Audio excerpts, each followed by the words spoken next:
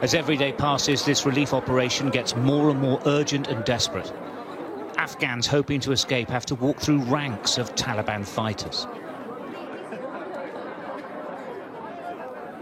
The British military are trying to move thousands of people out of Afghanistan in just days. It's a humanitarian mission in what feels like a war zone. A makeshift barricade is all that separates two armies who have fought for 20 years. The Taliban are just 1 metre away. It's a picture I never thought I would ever see. This is the first day that they've been able to bring order here. We've watched as thousands converged on this base, threatening to overwhelm the whole evacuation. The Taliban have assisted in this. Up the road, they're now controlling the crowds of people trying to reach the British position. Sometimes they fire into the air to make people stop. But they are a continuously menacing presence. Well, this is a humanitarian effort, but it's being done by the military because we're effectively in a war zone. And what's incredible, just one step away, there's the Taliban right next to the British forces who are trying to assess the people who are trying to get onto these relief flights. As one of the soldiers said to me, they could mess this up by just sending 1,000 blokes down the road. At the moment, they're cooperating and they're actually keeping things calm. It looks like chaos, but there is a method. The soldiers call out for interpreters as different nationalities arrive. Their paperwork is then checked. If they pass muster, they're directed to the entry gate to be processed inside. But many do not. The soldiers hate this, but without the proper paperwork, they have to turn people away. I'll give him a bit of a shuffle on. Come on, mate, you've got to come this one. Sorry, you just haven't got the passport. I'm afraid you haven't. Terrified families, men, women, and large numbers of children are sent back. Back into Afghanistan. Back towards the Taliban. And it's heartbreaking. Fatima is terrified. Her husband joined the Taliban and took to beating her.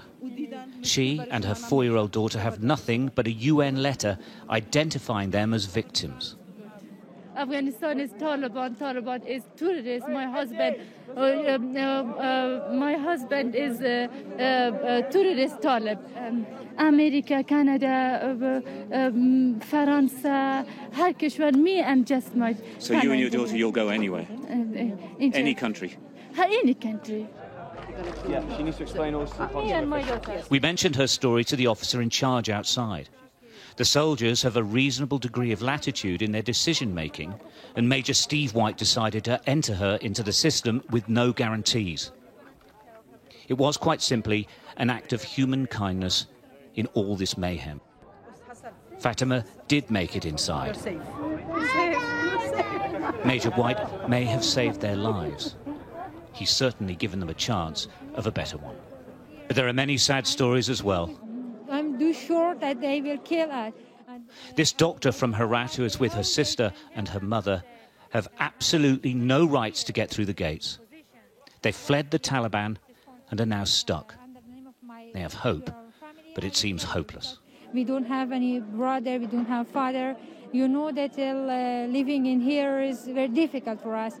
We were living in Herat and we escaped from Herat and came to Kabul city to save our life, because also my uncles worked with the Taliban and they wanted to oblige us to forced marriage.